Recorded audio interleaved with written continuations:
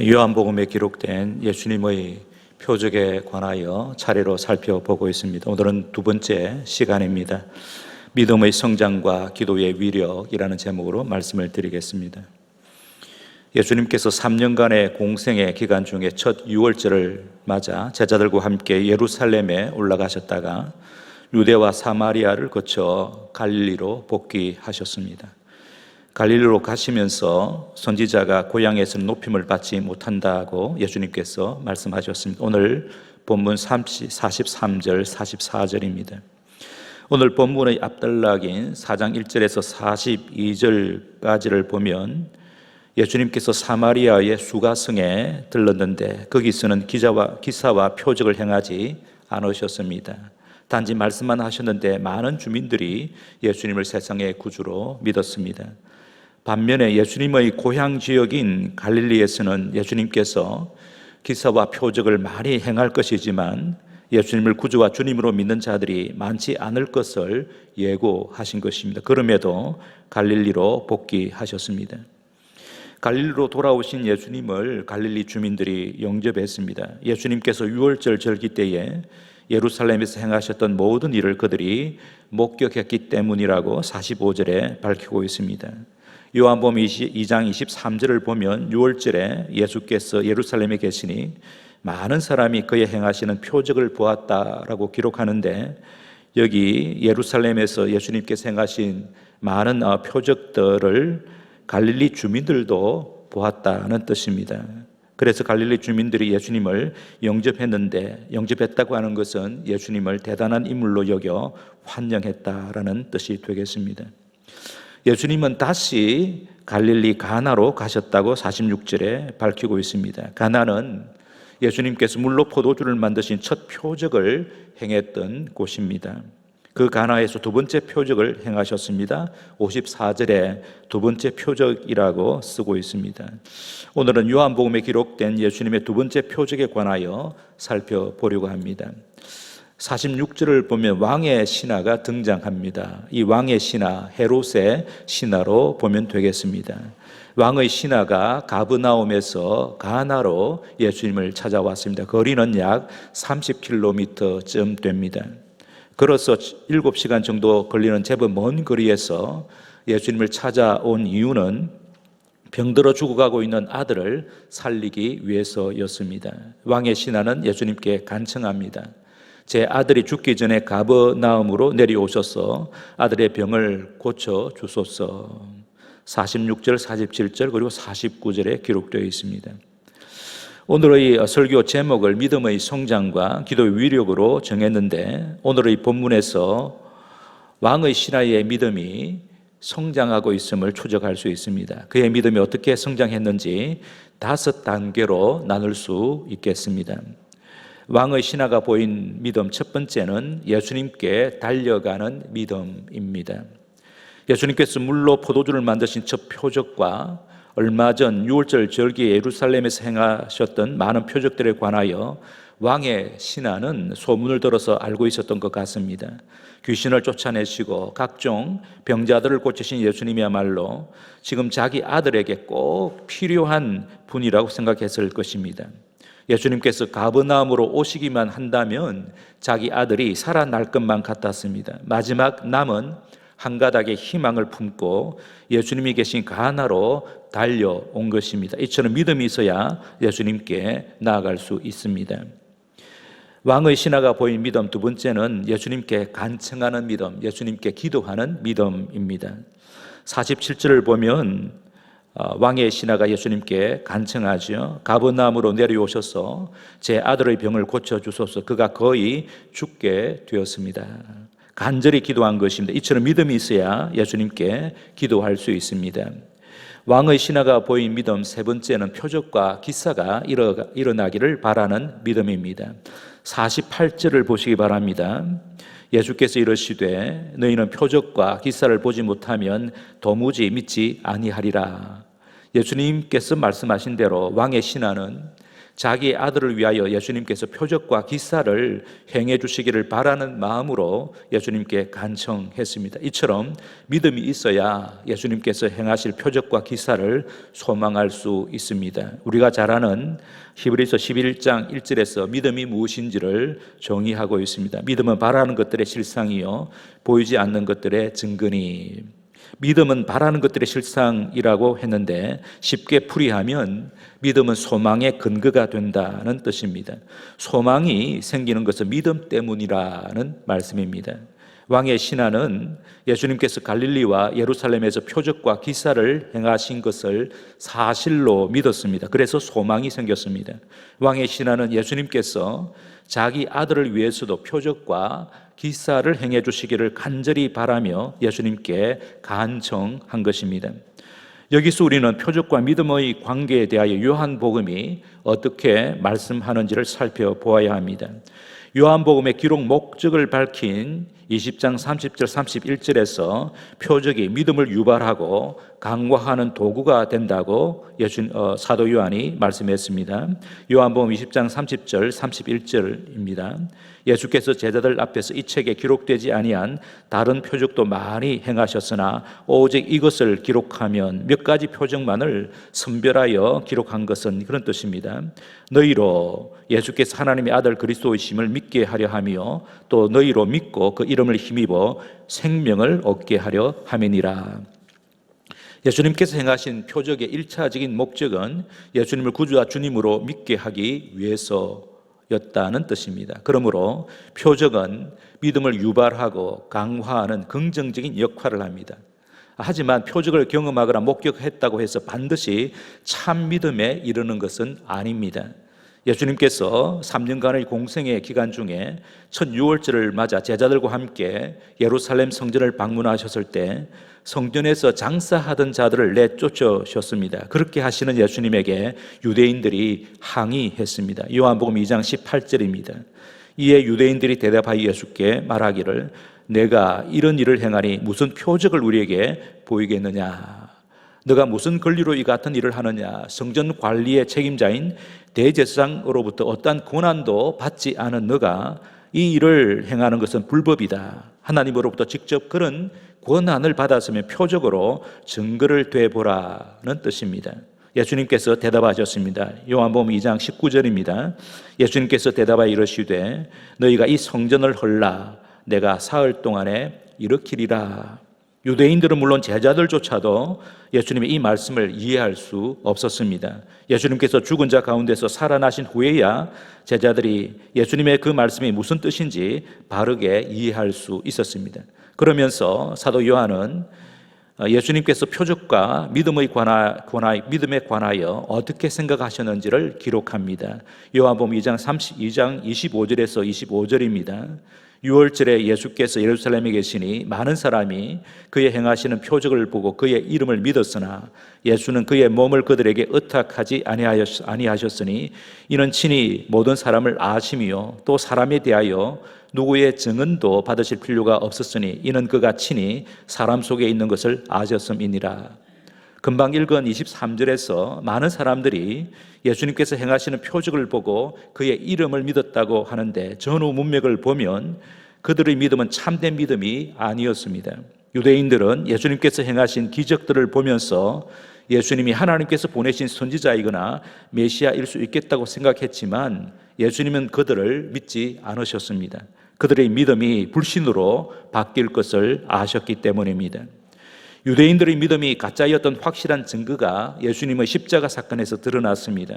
예수님께서 십자가에서 죽으시기 위하여 예루살렘에 올라가셨습니다. 그때 낙이 새끼를 타고 성전에 오르셨는데 군중들이 종려나무 가지를 들고 예수님을 연호하며 환영했습니다. 그런데 불과 나흘 후에 그 군중들이 예수님을 십자가에 못 박으라고 외쳤습니다. 유대인들의 믿음이 가짜였음이 드러난 것이죠. 그러므로 예수님께 달려가는 믿음, 예수님께 간청하는 믿음, 기도하는 믿음, 표적과 기사를 바라는 믿음은 참된 믿음이 아닐 수 있습니다. 그래서 예수님께서는 다급하게 간청하는 왕의 신하에게 일침을 놓으셨습니다. 너희는 표적과 기사를 보지 못하면 도무지 믿지 아니하리라. 표적과 기사를 통해 믿는 믿음에서 진짜 믿음으로 나아가야 한다는 뜻입니다. 표적과 믿음에 관하여 이렇게 정리할 수 있겠습니다. 예수님께서 행하신 표적을 보고서 예수님을 구주와 주님으로 믿는 참된 믿음에 이를 수 있지만 반드시 그런 것은 아닙니다. 그러므로 요한복음은 예수님께서 행하신 표적들을 통하여 참된 믿음에 이르는 자가 복 있는 자요 예수님의 참된 제자임을 증언합니다. 왕의 신하가 보인 믿음, 네 번째는 지속적으로 간구하는 믿음입니다. 진짜 믿음으로 나아가야 한다고 말씀하신 예수님께 왕의 신하는 다시 간청합니다. 49절입니다. 주여, 내 아이가 죽기 전에 내려오소서. 지금 제게 필요한 것은 표적과 기사입니다. 기적이 필요합니다. 지체할 시간이 없습니다. 예수님, 지금 당장 가버나움으로 내려가셔야 합니다. 지금 저와 제 아들을 도와주실 수 있는 분은 예수님밖에 없습니다. 라는 뜻입니다. 끈질기게 간구하는 왕의 신하의 기도에 예수님께서 응답하셨습니다. 50절 상반절이죠. 가라, 내 아들이 살아있다. 왕의 신하가 보인 믿음, 마지막 다섯 번째는 예수님의 말씀을 믿는 믿음입니다. 50절 하반절 보면 왕의 신하는 예수님의 말씀을 믿고 자기 집으로 내려갔습니다. 이 장면에서 우리는 이방인 백부장의 믿음을 연상하게 합니다. 마태복음 8장과 누가복음 7장에 기록되어 있습니다. 백부장이 예수님께 나아가 중풍병으로 고생하고 있는 하인을 고쳐달라고 했습니다. 내가 가서 고쳐주겠다고 예수님께서 말씀하셨습니다. 예수님의 말씀을 듣고는 백부장이 말합니다. 주님께서 제 집에 들어오시는 것 제가 감당할 수 없습니다. 다만 말씀으로만 하옵소서. 그러면 제 하인이 낫겠습니다. 예수님께서 백부장의 믿음을 크게 칭찬하시고는 믿은 대로 될지니라고 하셨습니다. 그 즉시 하인이 나았습니다. 예수님께서 칭찬하신 백부장의 믿음은 예수님께서 말씀하신 그 말씀을 100% 신뢰하는 믿음이었습니다. 그 믿음이 예수님께서 칭찬하신 큰 믿음입니다. 지금 우리는 요한복음 4장을 보고 있는데 요한복음 3장을 보면 예수님께서 예루살렘에 계셨을 때에 밤중에 니고데모가 찾아왔습니다. 니고데모는 바리새인이었고 유대인의 지도자 산헤드린 공회원이었습니다. 예수님께서는 니고데모가 하나님의 나라에 관심이 있어서 찾아온 것을 아셨습니다. 그래서 그에게 성령으로 거듭나야 하나님의 나라를 볼 수 있고 하나님 나라에 들어갈 수 있다고 말씀하셨습니다. 이 진리를 니고데모에게 이해시키기 위하여 예수님께서는 니고데모가 잘 알고 있는 출애굽기의 한 사건을 가지고 설명하셨습니다. 출애굽한 이스라엘 백성들이 광야에서 너무 힘드니까 모세와 하나님께 원망했습니다. 그때 하나님께서 불뱀을 보내셔서 이스라엘 백성들을 물게 했습니다. 독이 퍼져 죽어가고 있는 백성들이 모세에게 자기들을 구해 주시기를 하나님께 기도해달라고 외쳤습니다. 모세가 기도했습니다. 모세의 기도에 하나님께서 응답하셔서 구원의 길을 제시하셨습니다. 노수로 뱀의 형상을 만들어 장대에 높이 달아 세우고는 어디서든지 놋뱀을 바라보기만 하면 살게 될 것이라고 하셨습니다. 하나님의 말씀대로 놋뱀을 바라본 자들은 모두 살아났습니다. 구약의 이 사건을 들어 예수님께서 니고데모에게 어떻게 하면 하나님의 나라에 들어가는지를 말씀하셨습니다. 요한복음 3장 14절 15절입니다.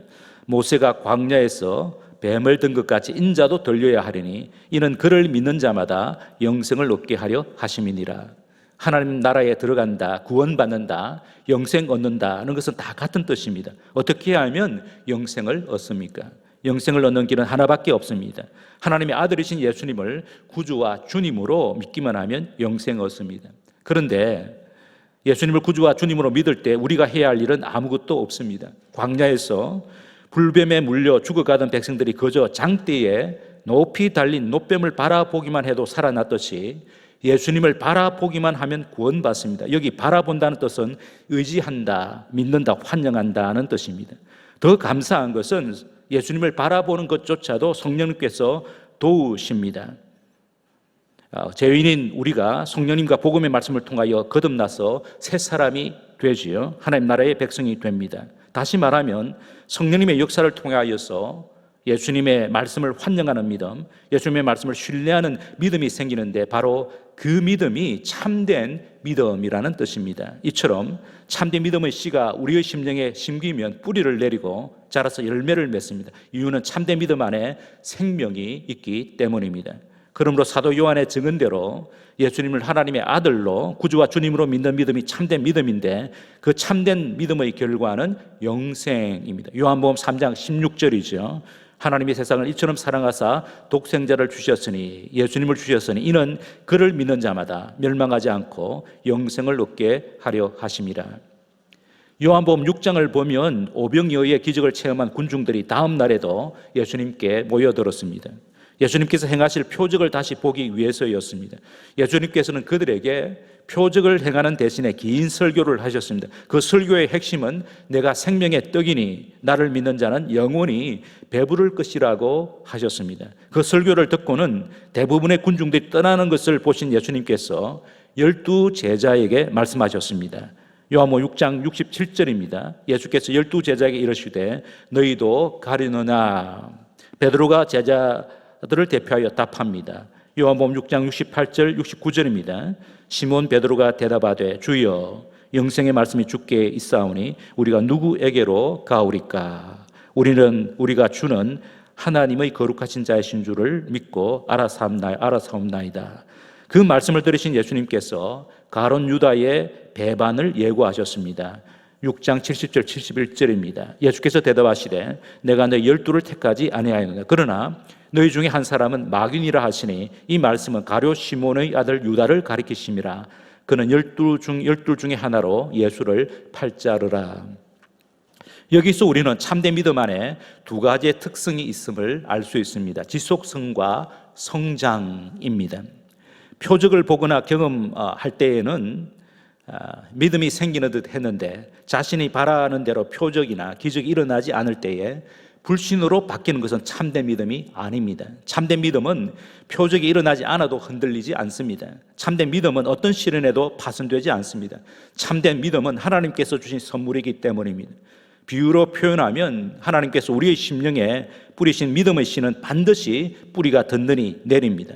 뿌리를 든든히 내린 믿음은 어떤 시련이 와도 뽑히지 않습니다. 이처럼 참된 믿음의 특성 가운데 하나는 지속성입니다. 참된 믿음의 또 하나의 특성은 믿음은 반드시 성장한다는 것입니다. 예수님께서 요한에게 세례를 받으심으로써 공사역을 시작하셨습니다.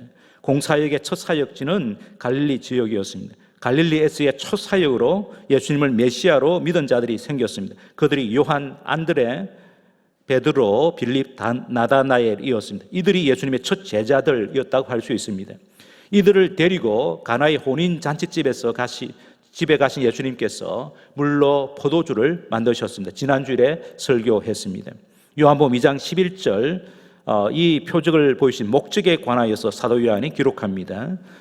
예수께서 이 첫 표적을 갈릴리 가나에서 행하여 그의 영광을 나타내심에 제자들이 그를 믿으니라. 여기 말하는 그의 영광은 하나님 아버지의 독생자의 영광입니다. 그러므로 이 첫 표적을 통하여 예수님의 제자들은 예수님이 창조주 하나님의 아들이심을 알게 되었을 것입니다. 예수님을 메시아로 믿었던 그들의 믿음이 강화된 것입니다. 이처럼 믿음은 그냥 머물러 있지 않습니다. 약동하고 성장합니다. 이것이 믿음의 특성입니다. 예수님께서 제자들과 3년간 같이 지내신 목적은 그들의 믿음을 강화시키기 위해서였습니다. 오늘 본문에서 우리가 확인했듯이 왕의 신하도 예수님을 만나 대화하는 동안에 자신의 믿음이 크게 성장하였습니다. 아들을 살리기 위하여 예수님께 달려간 것, 예수님께 자기 아들을 살려달라고 간청한 것, 자기 아들을 위하여 표적과 기사를 행해 주시기를 바라면서 끈질기게 간청한 것도 믿음이 있었다고 볼 수 있습니다. 그러나 거기에 머물지 않고 왕의 신하의 믿음이 크게 성장하여 예수님의 말씀만 듣고도 믿을 수 있었습니다. 예수님께서 그의 믿음이 성장하도록 도우셨다고 보아야 합니다. 예수님께서 부활하신 날 저녁에 예수님께서 제자들을 찾아오셨습니다. 그때 도마는 그 자리에 없었습니다. 제자들이 부활하신 예수님을 보았다고 했지만 도마는 예수님의 손과 옆구리에 난 상처를 확인하지 않고서는 예수님의 부활을 믿을 수 없다고 했습니다. 한 주간이 지난 주일에 예수님께서 제자들에게 다시 나타나셔서 도마에게 말씀하셨습니다. 내가 본고로 믿느냐? 보지 못하고 믿는 자가 복되도다. 지금 여기서 예배하고 있는 우리 모두는 부활하신 예수님을 보지 못했습니다. 그럼에도 예수님의 부활을 믿습니다. 예수님의 부활을 목격한 사도들의 증언을 기록한 성경의 말씀을 진리의 말씀으로 믿기 때문입니다. 초대교회 성도들이 그랬습니다. 베드로전서 1장 8절에서 12절입니다. 예수를 너희가 보지 못하였으나 사랑하는도다. 이제도 보지 못하나 믿고 말할 수 없는 영광스러운 즐거움으로 기뻐하니 믿음의 결국 곧 영혼의 구원을 받음이라. 이 구원에 대하여는 너희에게 임할 은혜를 예언하던 선지자들이 연구하고 부지런히 살펴서 자기 속에 계신 그리스도의 영이 그 받으실 고난과 후에 받으실 영광을 미리 증언하여 누구를 또는 어떠한 때를 지시하는지 상고하니라. 이 섬긴 바가 자기를 위한 것이 아니요 너희를 위한 것임이 계시로 알게 되었으니 이것은 하늘로부터 보내신 성령을 힘입어 복음을 전하는 자들로 이제 너희에게 알린 것이요 천사들도 살펴보기를 원하는 것이니라. 성도 여러분, 표적과 기사가 없어도 예수님의 말씀을 신뢰해야 참된 믿음입니다. 우리가 믿어야 할 예수님의 말씀을 확정하면 성경의 말씀 전체가 되겠습니다. 디모데후서 3장 14절에서 18절입니다. 그러나 너는 배우고 확신한 일에 거하라. 너는 내가 누구에게서 배운 것을 알며 또 어려서부터 성경을 알았나니 성경은 능히 너로 하여금 그리스도 예수 안에 있는 믿음으로 말미암아 구원에 이르는 지혜가 있게 하느니라. 모든 성경은 하나님의 감동으로 된 것으로 교훈과 책망과 바르게 함과 의로 교육하게 유익하니 이는 하나님의 사람으로 온전하게 하며 모든 선한 일을 행할 능력을 갖추게 하려 함이라. 그러므로 우리가 믿어야 할 것은 성경에 다 기록되어 있습니다. 다르게 말하면 성경대로 믿는 믿음이 참된 믿음입니다. 사도 바울이 고린도전서 15장 부활장에서 성경대로 믿어야 참된 믿음이라고 말씀합니다. 고린도전서 15장 몇 절을 제가 읽어드리겠습니다. 1절에서 8절을 읽고 11절을 읽어드리겠습니다. 형제들아, 내가 너에게 전한 복음을 너에게 알게 하노니 이는 너희가 받은 것이요 또 그 가운데 선 것이라. 너희가 만일 내가 전한 그 말을 굳게 지키고 헛되이 믿지 아니하였으면 그로 말미암아 구원을 받으리라. 내가 받은 것은 지금 사도 바울이 고린도 교회에 전했던 복음이 자기가 받은 복음이다. 예수님께 받은 복음이다. 이런 뜻입니다. 내가 받은 것을 먼저 너희에게 전하였노니 이는 성경대로 그리스도께서 우리 죄를 위하여 죽으시고 장사 지낸 바 되셨다가 성경대로 사흘 만에 다시 살아나사 게바에게 보이시고 후에 12제자에게와 그 후에 500여 형제에게 일시에 보이셨나니 그 중에 지금까지 대다수는 살아있고 어떤 사람은 잠들었으며 그 후에 야고보에게 보이셨으며 그 후에 모든 사도에게와 맨 나중에 만삭되지 못하여 난 자 같은 내게도 보이셨느니라. 11절 그러므로 나나 그들 예수님의 부활 증인들입니다. 그들이나 이같이 전파하며 너희도 이같이 믿었느니라. 성경대로 믿는 것, 성경의 핵심 주제인 예수님이 우리 위하여 십자가에 죽으셨다가 다시 부활하셨다. 이것을 믿는 것이 참된 믿음이라고 하는 것입니다. 그러므로 우리의 믿음이 성장해야 되는데 성경의 말씀을 전적으로 신뢰하는 단계까지 성장해야 합니다. 오늘 우리는 예수님께서 행하신 두 번째 표적을 살펴보았습니다. 이 표적을 통하여 우리는 예수님이 누구신지 확인하게 됩니다. 예수님은 말씀 한마디로 우리를 새롭게 하시는 창조주 하나님이시며 생명의 구주가 되십니다. 오늘의 설교 제목이 믿음의 성장과 기도의 위력인데 믿음의 성장과 기도의 위력에 관하여 세 가지로 정리할 수가 있겠습니다. 첫째로 참된 믿음의 성장과 결과는 대단하다는 것입니다. 참된 믿음은 반드시 성장합니다. 참된 믿음은 주변의 사람들에게로 확산됩니다. 특히 가정의 믿음이 성장하면 가족과 가정이 회복됨을 우리에게 보여주고 있습니다. 둘째로 참된 믿음은 기도로 표현된다는 것입니다. 왕의 신하가 예수님께 나아가 자기 아들을 살려달라고 기도했습니다. 왕의 신하처럼 우리도 기도의 사람이 되어야 합니다. 왕의 신하가 예수님께 올린 기도는 연약함과 한계를 절감한 처절한 기도였습니다.